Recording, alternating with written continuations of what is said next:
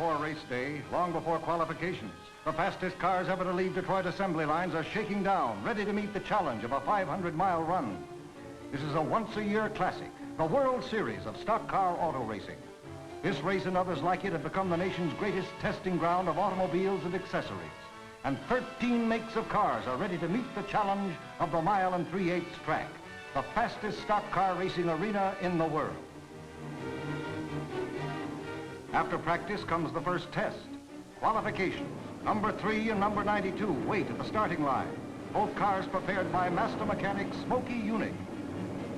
Number 3, Paul Goldsmith, a rookie who drove sensationally in high-speed experimental tests run at this track earlier in the year. These qualifying runs are important. They determine position in the starting lineup for the race. Fastest man starts at the front of the field, and Goldsmith wants a top spot.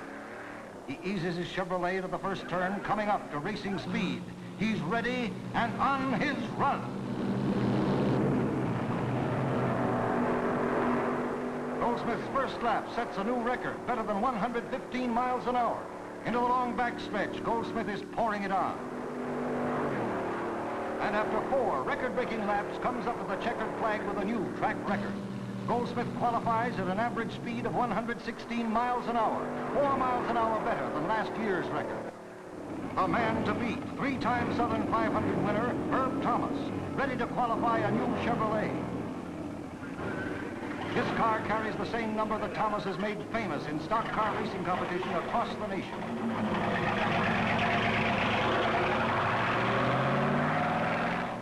He's up to speed, and the quiet Carolina countryside echoes to the mighty roar of his engine. Thomas qualifies. He roars toward the checkered flag at the end of a 4-lap run at 115 miles an hour. Up Ford to the line with Marvin Panch at the wheel. His hood painted with the sign 260 horsepower.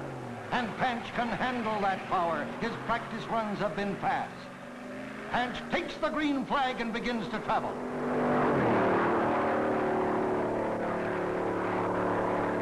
And records only an hour old are smashed beneath the driving wheels of number 8.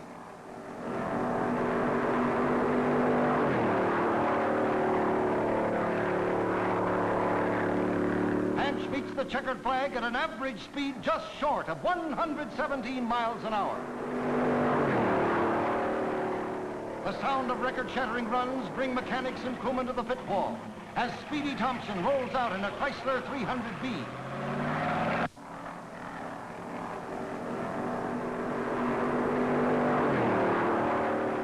Speedy's first lap is 119.2 miles an hour. His 4-lap average an amazing 118. A tribute to high-performance engine. 7 years ago, top qualifying speed was a mere 82 miles an hour. This sums up the challenge to mechanics of cars not yet qualified. Although these cars are strictly stock, there's a lot of work between showroom and speed trials. No one knows better than Tim Flock, twice NASCAR national champion, and his brother, mechanic Bob Flock. Tim drives this Ford. How fast will it run? Only 3 more days of qualification to find out. Within those 3 days, this chassis will be ready to race. Skilled mechanics will drop in an engine, tune it, send it out for practice, and tear it down again in a never-ending search for speed, endurance, and dependability. Parts, accessories, fuels, lubricants, all must withstand the test of competition here in the toughest contest in the automotive world. These mechanics literally eat and sleep with their machine. Even Smokey Unick, with 2 cars already qualified, works round the clock getting ready for the 500-mile grind. Unick can tell us something about the problems the Chevrolet entries face here at Darlington. Let's listen to him. A good mechanic takes the very best of everything that he can get and use and makes sure that he uses it to the best advantage. A lot of us fellows figure that 500 miles at Darlington is equivalent to 50 to 60,000 miles on the road. On this particular racetrack, the grit and the rubber and the dust that's in the air could completely ruin an engine even before you went 500 miles. Outside the racetrack, I run a garage, and we have a big problem about dust eating up engines, and the air filters that are used in production as a rule are not adequate. So we have to keep looking around for better products, and we found that this Purelator paper type filter did a better job than anything else we've ever had with an increase in horsepower. So that's what we really go for. John Holman, top mechanic on Ford entries, puts it this way. I'm really impressed with this Purolator job. I know that we would be almost dead ducks if we didn't have the thing, because we're running sometimes as many as 3 races a week with the same car, and we have to have something that'll help us keep our maintenance work to a minimum. If we didn't have Purolator with that air cleaner, we would probably be replacing engines every race, as all the other boys in the racing business know that run this circuit every week, that there's only one air cleaner and oil filter, and that's Purolator. As soon as mechanic and driver are satisfied they can really go, they go. Buck Baker, teammate of Speedy Thompson, eases his Chrysler 300B into a qualifying run, climbing the high bank at better than 117 miles an hour.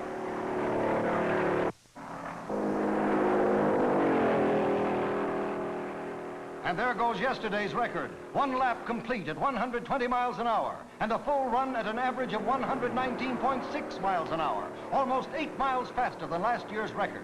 As Baker roars across the finish line, the starter's signal goes to Tim Flock, last year's record setter.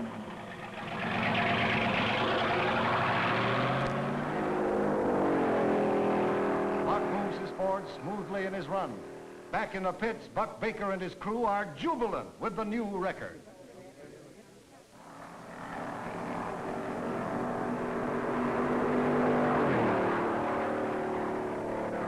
Tim Flock qualifies at 116 miles an hour, 4 miles better than last year, yet incredible as it seems, almost 4 miles slower than the new record. Behind the scenes, inspectors check every car making a qualification attempt. These cars are certified stock within the rules set down by the National Association for Stock Car Auto Racing. When the race is over, the first 5 finishers are rechecked against stock specifications. After qualification, the cars are impounded, and 24-hour-a-day guards make sure that there is no tampering with qualified cars. The parade of speed runs continue. Late qualifier Curtis Turner averages 118.5 miles an hour in a Ford. His car is one of 20 that cracked Tim Flock's record of a year ago. When qualifications end and the dust settles, 70 cars are impounded, the fastest field ever to compete in a stock car contest. There is a different kind of contest, though, the night before the race. Specifications here are just as important as in race cars, and everything is strictly stock, especially the chassis. Tim Flock, who has never had any trouble seeing on the track, seems to be suffering from eye strain. Here on the main straightaway, these girls are competing for the title Miss Southern 500 and the privilege of ruling as queen of the race. The competition is terrific. Fonty Flock, another judge, just can't make up his mind. These contestants are all South Carolina girls who... Uh-oh, Fonty spots a winner. It's 19-year-old Robin Williamson.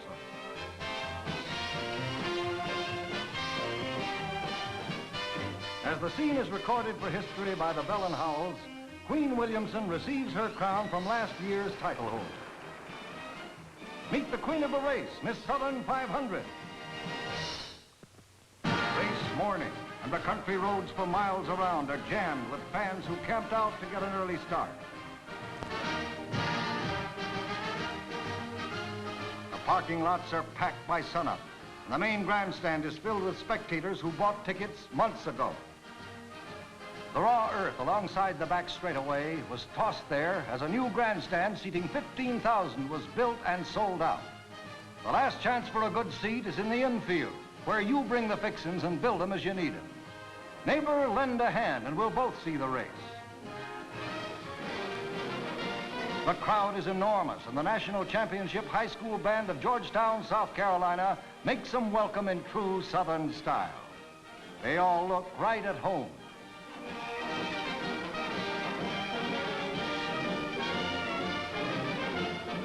This band has won 2 national titles in the past year for its sparkling performance. But as 70,000 fans look on, They make way for the main show as the cars are signaled out of their pits to the starting line.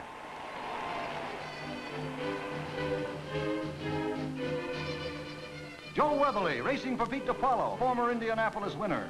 Weatherly's teammate, Curtis Turner, has led in every Southern 500, but never at the finish. Fireball Roberts, a spectacular blowout, stopped him last year. Buck Baker, fastest in the field. Ponty Flock, winner in 1952, anxious to roll. He ran one qualifying lap at 120 miles an hour. They're ready now. Next to the official Purolator car is Speedy Thompson, number 57. Panch is in number 8, and Bill Amick in 97 on the outside. All cars are started and begin the pace lap, which gives the drivers a chance to line up in proper position before coming down past the starting line at better than 90 miles an hour. They're moving smoothly past the main grandstand into the first turn, a mighty parade of power. These high-performance machines are ready for anything. The dust and dirt kicked up by each car, the high bank turns which put a premium on car control, the long straightaways where drivers demand full power. Because of the large starting field, half the pit areas have been placed along the backstretch facing the new grandstands. The first time this plan has been used on an American racetrack. The third turn, ready now for 500 miles of performance. A year's performance packed into one afternoon. They're running for the largest purse ever offered in stock car racing competition. Here they come. The race is on. The front runners roar away, leaving a dust and grit-filled tornado as they head for the first turn.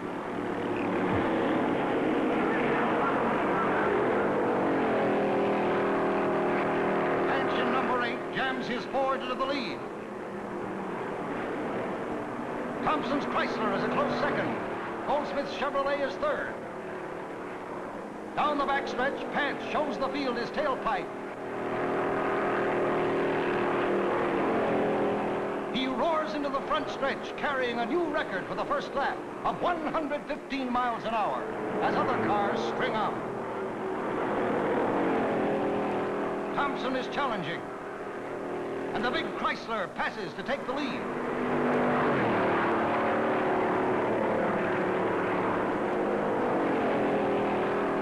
This pace can't last. Thompson is traveling 20 miles an hour faster than the track record for the full 500 miles. The leaders begin to overtake the stragglers. Thompson leading away past slower cars like an express train. But Panch hangs on, and he's catching him. As Goldsmith holds on to third, Panch roars down the backstretch to grab the lead.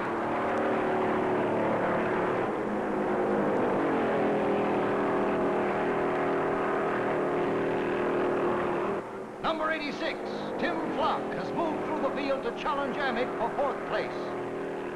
Thompson in 57 gets next to the rail and throws coal on the fire. He passes and is back in first place.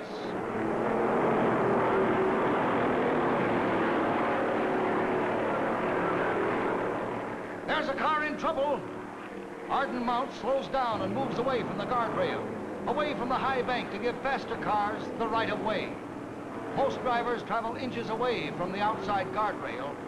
It's a long way around, but it's fastest. Arden Mounts heads for the pits, out of the race. Mansion number 8 has taken back the lead, roaring through the first 10 laps at 114.9 miles an hour. Thompson won't go along. He eases off the pace, saving his car for the full 500-mile run. But Tim Flock in number 86 wants to run in front, moving through the field like a veteran at 115 miles an hour and hounding rookie Goldsmith for third place.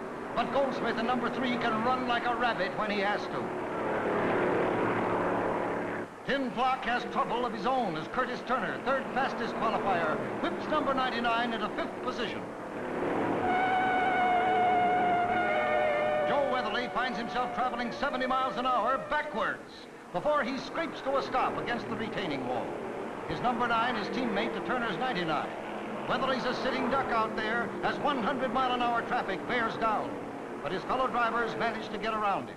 Weatherly finds a break in traffic and heads for the pits and a new tire. He's not through racing. Curtis Turner takes 99 high into the groove, passing Flock to take fourth.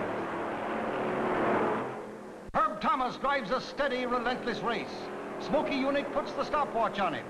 Herb and Smokey run a waiting race, running against the clock, not against the front runners. Trouble on the backstretch.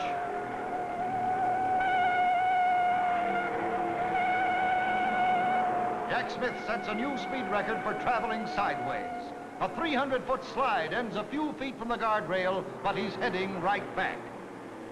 The yellow caution signal momentarily slows the pace, and Tim Flock heads for his pit and a precautionary tire change.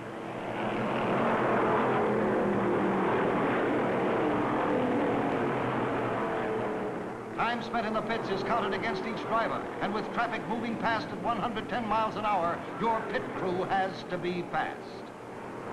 Thomas makes his first scheduled pit stop. His super service station moves into action.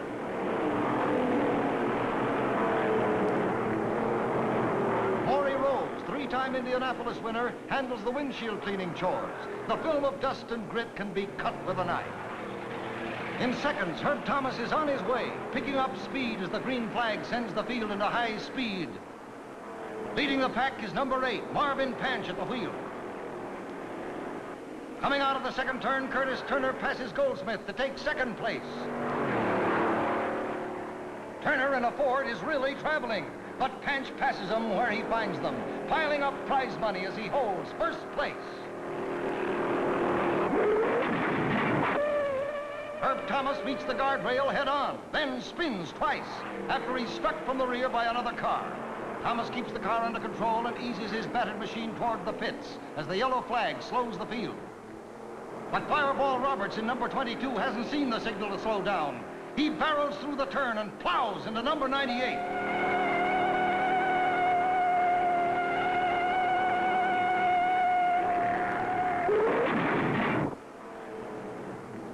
Danny Letner punches through the steel guardrail, but he's not injured.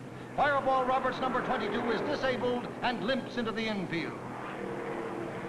Once they hook up the tow truck, there isn't much chance for any more racing. But Thomas has brought number 92 to the pits under his own power, and his crew goes to work. Thomas wants to run again. Smokey Unick is a fighting mechanic who isn't going to throw away all that pre-race effort without a fight.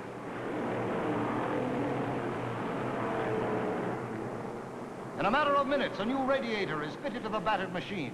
But those minutes are precious.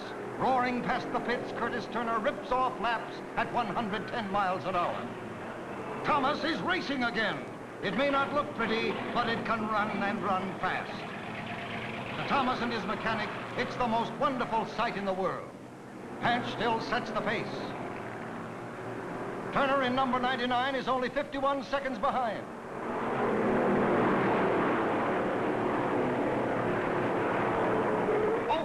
There's a mix-up in the second turn. Whoops, pardon me. No damage. Now all he needs is tailwind.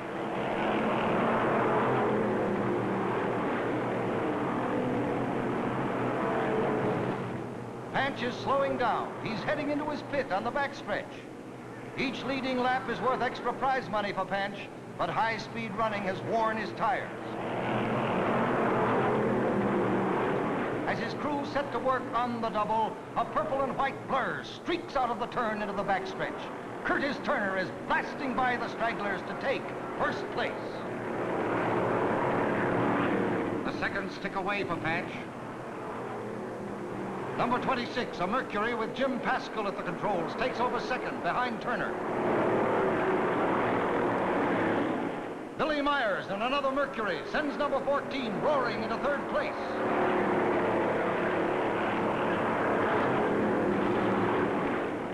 At last, Panch gets away. His pit stop drops into fourth place. Pascal firmly settled in second place.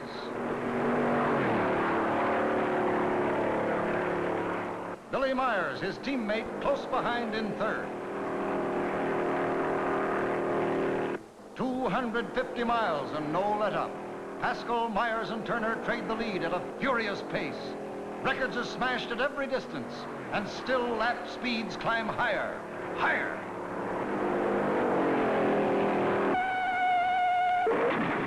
A cloud of dust, 30 feet of missing guardrail.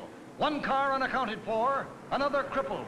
Then a gas tank torn loose from the disabled car by the shock of collision is crushed by another car and ignites. In seconds, a chain of events that can lead to disaster confronts every driver hurtling into the corner.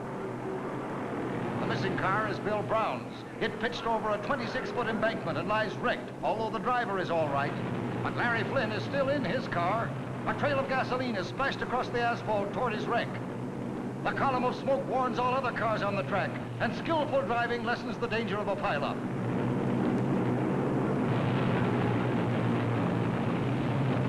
There's Flynn. He's out of danger.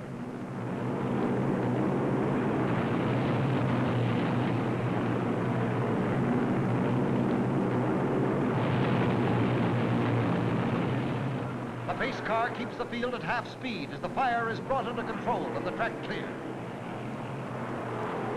As the green flag signals for high speed, Curtis Turner rolls into his pit for fuel and fresh tires. His crew work with trained precision, hoping to roll Turner out before second place number 26 moves into the lead. On the other side of the track, number 26 with Pascal at the wheel also pits. The fight for the lead and perhaps the race may be decided now in the pits by the competing crews. Is Turner in trouble? The hood is up on number 99. Turner has led every Southern 500 race, but mechanical trouble kept him from finishing at the top. Pascal's crew is working fast, and Pascal is itching to let it run. Turner's hood is down, and he rolls out, back on the track and back in the lead. Pascal's crew send him on his way. His stop cost him 3 positions, but with a full gas tank and fresh tires, he's still a challenge to front-running Turner. Billy Myers now is in second place, but he's still half a lap behind Turner. Thompson in 57 is third. Panch in number 8, right behind him. Pascal is charging, making up for lost time. Win Staley nudges the guardrail and stops broadside in the groove, that invisible lane that most drivers find the fastest and smoothest way around, the lane that draws the 100-mile-an-hour traffic.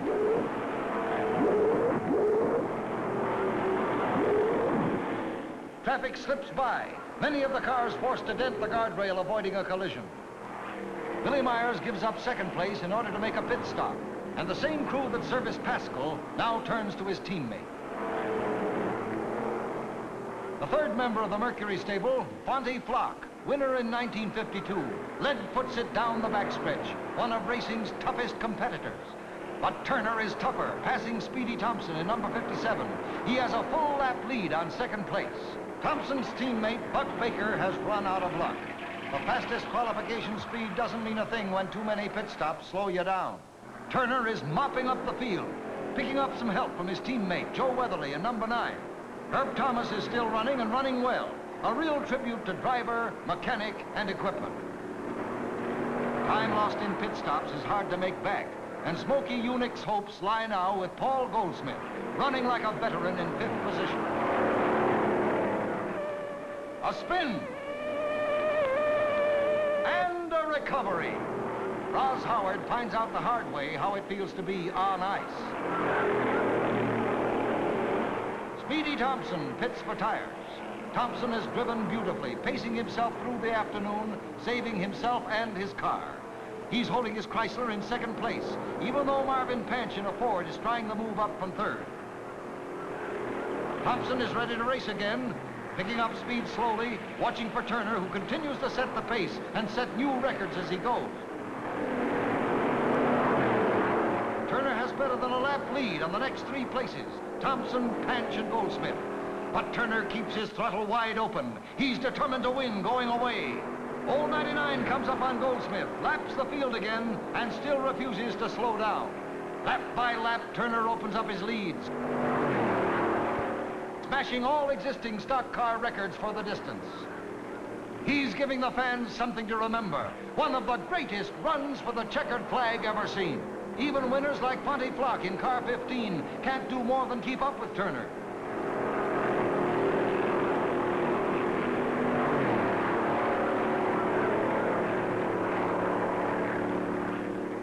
There's the white flag pointing at Turner, and old 99 roars down the straightaway to begin the last lap.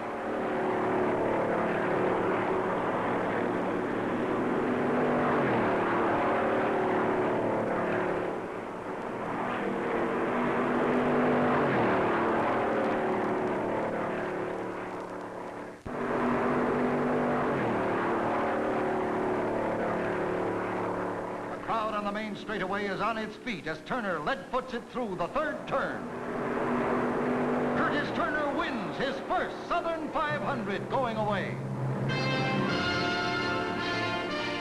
The last time around, Turner takes one lap for insurance before rolling toward the winner's circle. Turner is a wealthy Virginia lumberman who races for the sport of racing, the solid satisfaction of rewriting the record books. His new record for 500 miles is better than 95 miles an hour. 5 makes of automobiles were represented in the first 10 finishes, a tribute to performance of all automotive products tested here. And Purolator is proud of the part it played in helping Curtis Turner win this greatest of all stock car races. For Curtis, like 9 out of 10 NASCAR drivers, depends on Purolator oil and air filters to keep flying grit from wrecking his engine. Years of outstanding performance have proven Purolator best on the racetrack and on the highway. To protect your engine, insist on Purolator oil filters and air filters. Race proved best for every make of car.